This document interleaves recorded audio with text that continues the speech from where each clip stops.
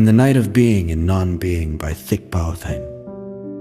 Night falls very gently, not the night marked by clocks, nor the night when lights go out, but the night of the mind, when outer movements settle, and we are given the chance to turn back and look within. In that stillness, being and non-being draw strangely close, so close that without enough calm we think they are two. But if we go deep enough, we realize they have never been separate. What is being? What is non-being? If we try to grasp them, both slip through our hands. If we let go, both reveal themselves. Is form truly form, or only a shadow shaped by perception? Is emptiness truly empty, or simply the open space where all things arise? The Buddha taught, form is emptiness. Emptiness is form. Not for clever reasoning, but so we might see right here in this life, in each in-breath and out-breath, in each arising and fading of the mind. All right and wrong, gain and loss, praise and blame are only small ripples on the surface of a lake when the wind is still. The lake is never lost. When waves appear, the lake is never added to. We suffer not because of the waves, but because we mistake the waves for everything. At times we feel a very gentle wind within, carrying no question, holding no answer. It passes like wind along the riverbank, like moonlight reflected in water. The moon does not wet the water.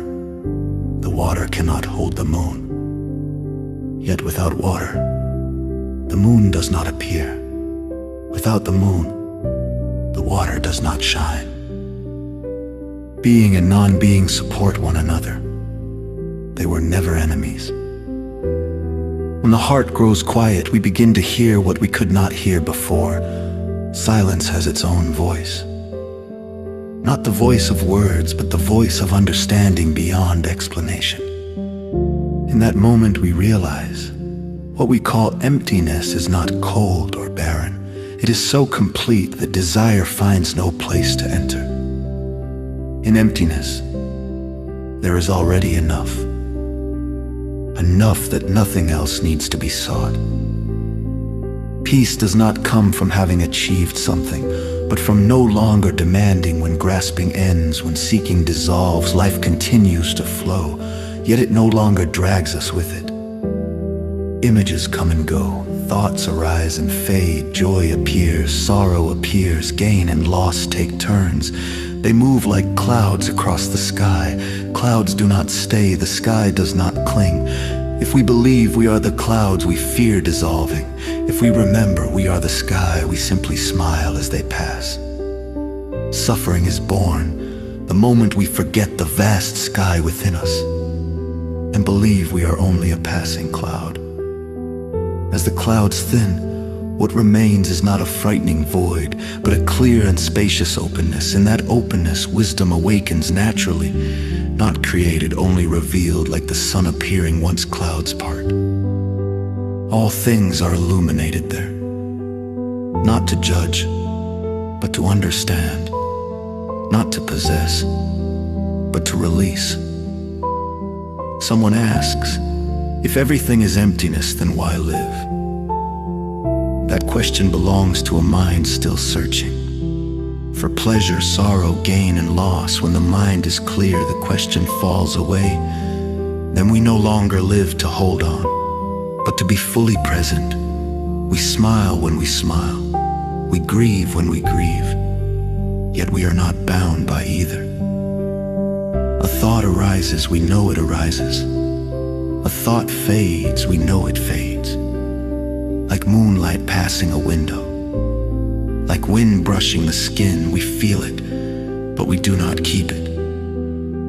Because we understand, holding is impossible, and letting go is light. Nothing is lost.